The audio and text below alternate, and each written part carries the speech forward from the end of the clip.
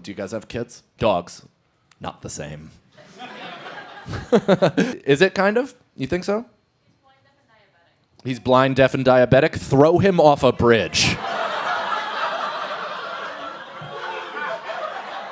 Why is he alive? He doesn't want to be here.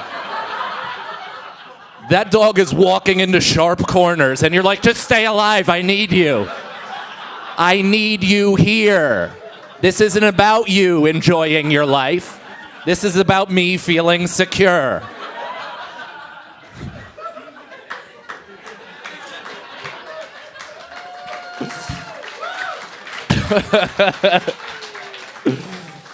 Dude, just feed him poison today. Just like, buddy, I brought you a treat. He'll taste that it's poison and he'll be like, thank you. I've been waiting for this day.